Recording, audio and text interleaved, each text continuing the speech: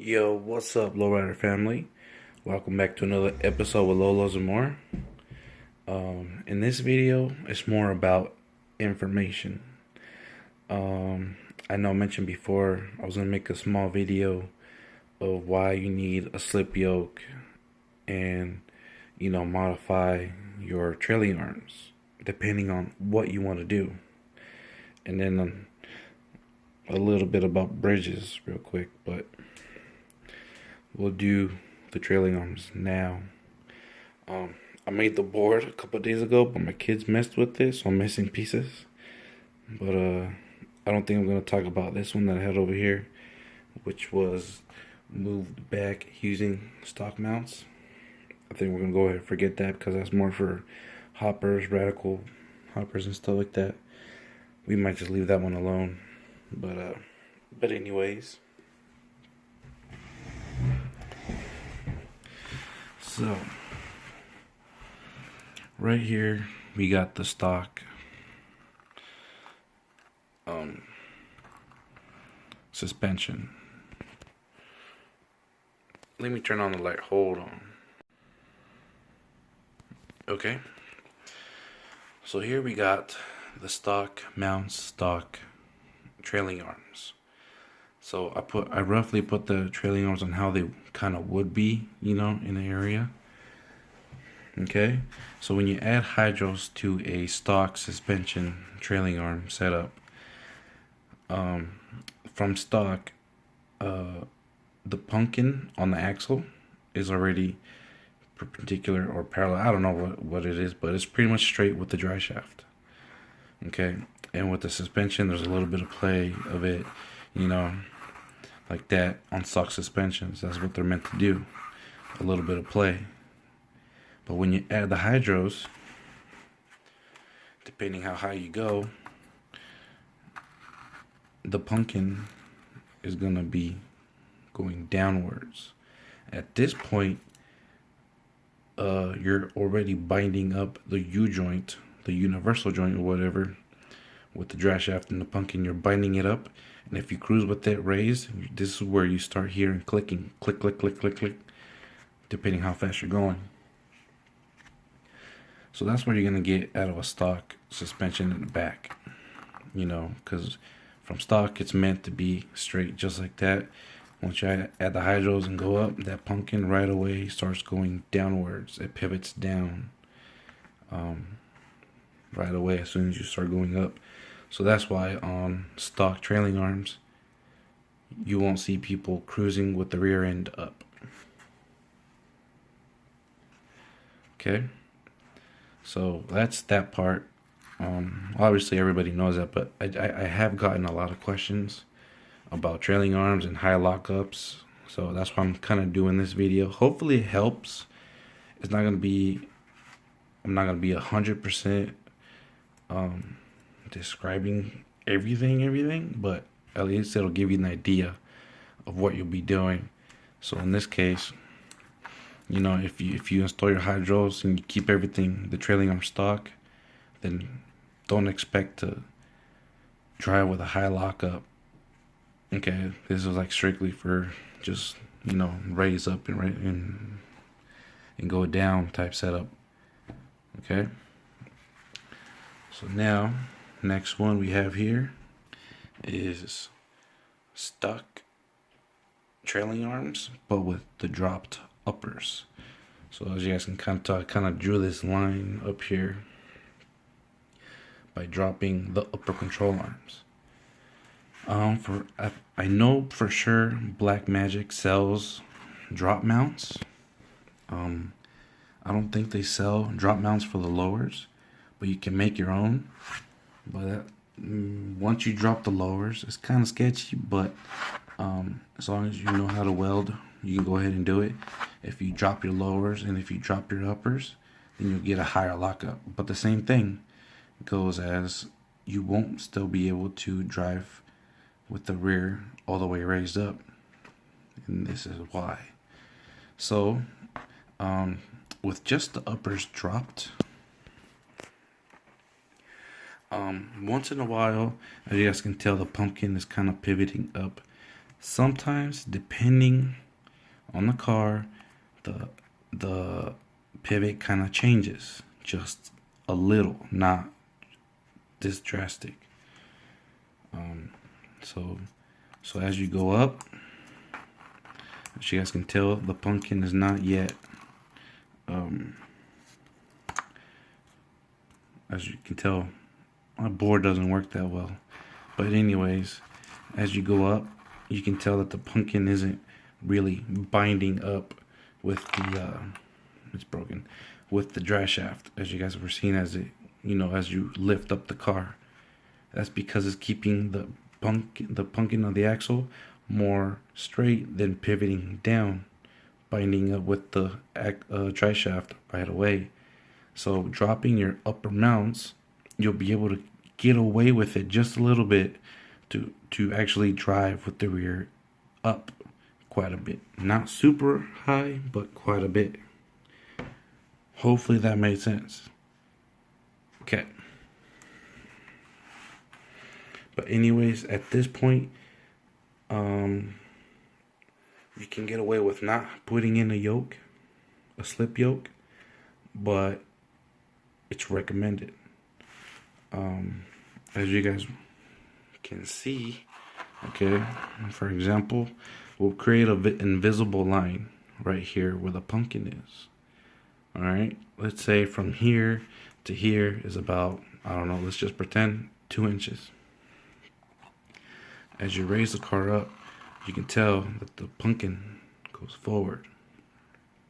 Let's say from here to here, it's about 1.5 inches. So now, the axle, the pumpkin, has actually moved forward, causing the drive shaft to slam into the transmission. So this is why you do want to get a slip yoke.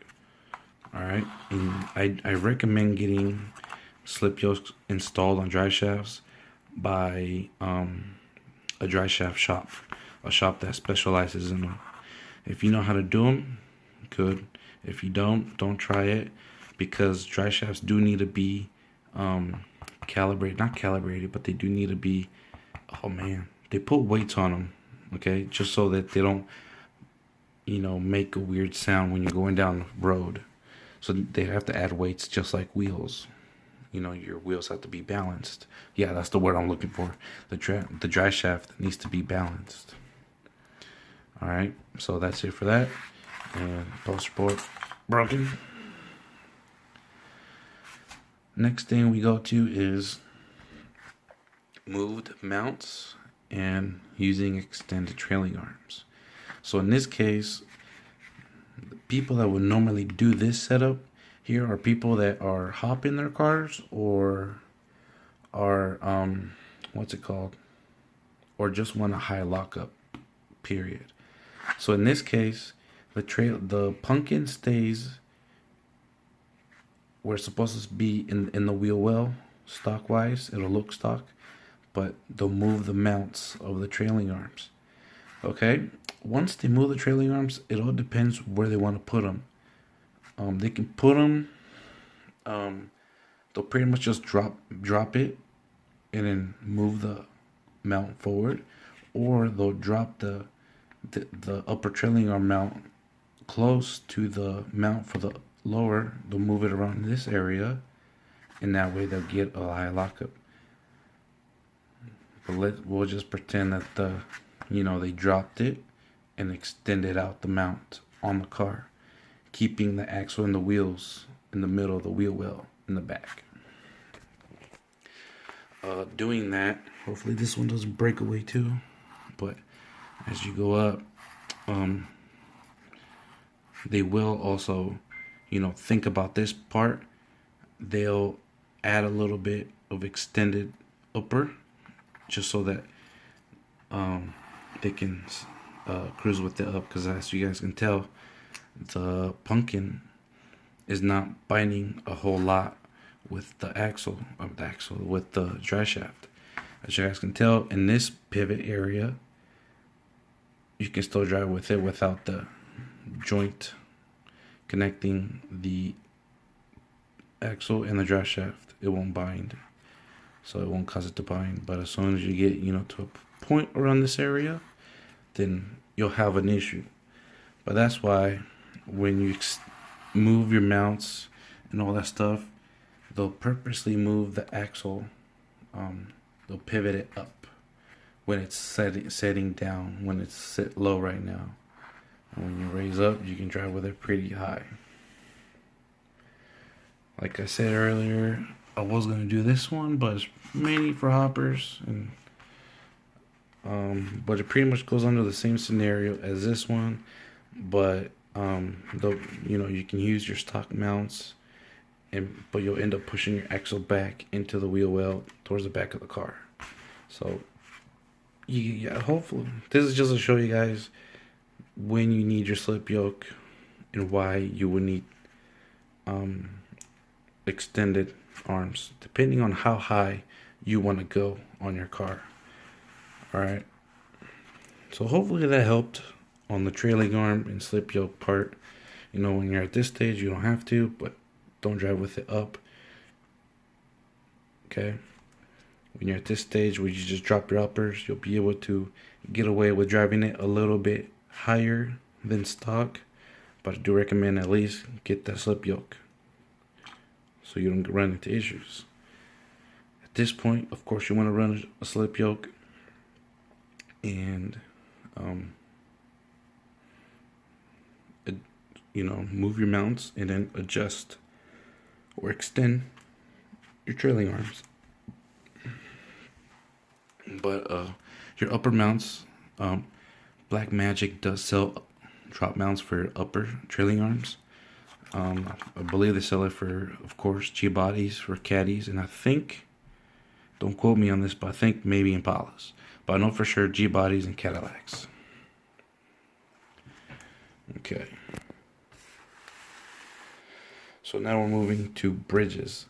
I have gotten a few questions about bridges, of why you would add a chain and this and that. So in this little drawing here, these squares right here indicate the frame. This big rectangle indicates the bridge in between the frame that I would install, and these big lines are the cylinders. Here I'm calling it a regular bridge. Regular bridge is when I just pretty much install a bridge, creating a new cross member, making the frame in the back slightly sturdy for the hydros. Getting rid of the factory purchase and putting in a bridge, you'll be more confident that your cylinders won't pop through your back windshield, your back window or whatever. Alright, so regular bridge, you're not doing anything crazy. It's just there for reinforcement and security, pretty much. Now, the next one, hopefully you guys can see it.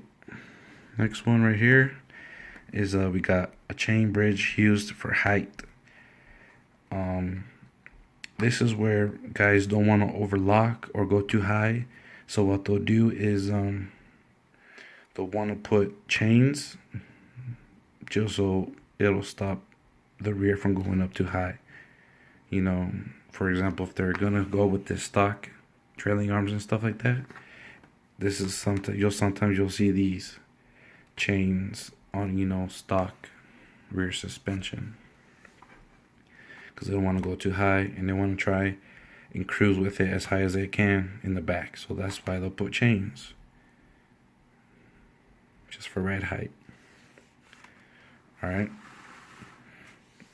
now you got your chain bridge for doing three-wheel.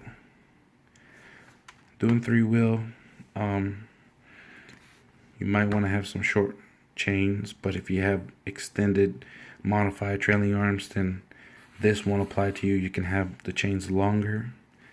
It's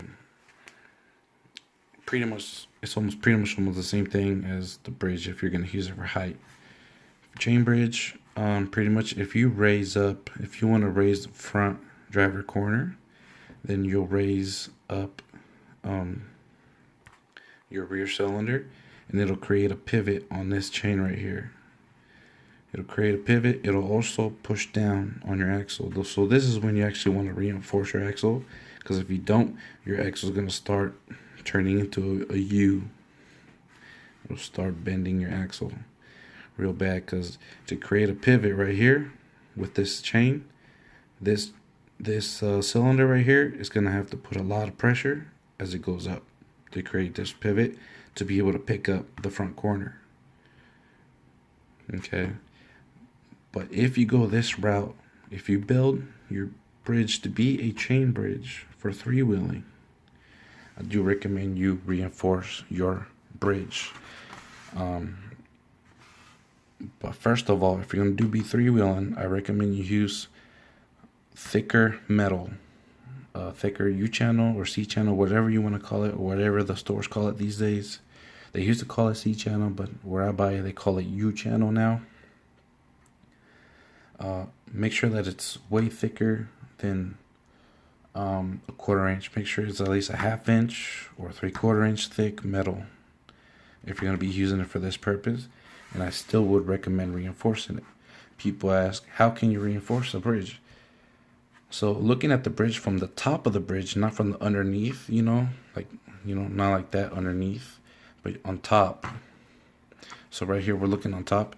You can add pieces of angle or pieces of thick tubing or thick angle right here. You can add 2 pieces, and it'll keep your axle straight instead of bowing when you're using for three-wheeling.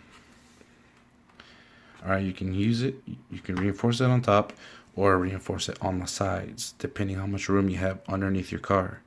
So once again, make sure you use some really thick material to reinforce the bridge, even though if your bridge is thicker than half an inch, I still recommend reinforcing it if you're doing it for three-wheeling purposes. That way you'll save yourself headaches in the future. All right. So that's pretty much it for my small, quick video. Hopefully it was small, but hopefully I made sense trying to explain this stuff. If I don't for some reason, or if I didn't, please email me right here. Feel free to email me. I've been getting better at emailing back, so I've been checking it every day. So if you send me emails, I'll reply back. Just send me up right there. If you guys want to support the channel, even email me there, and I'll let you know how to pay for some stickers. And don't forget to subscribe if you're new to the channel. But hopefully this helps kind of understanding, and hopefully I understood it. Hopefully I explained it fairly well. Hopefully I did. If I didn't, my bad. But go ahead, ask me questions down below or email. Alright, well that's it for this short video. Hopefully you guys liked it. If you did, hit that like button. If you didn't, I understand. I probably didn't make sense. Alright, everybody. Peace.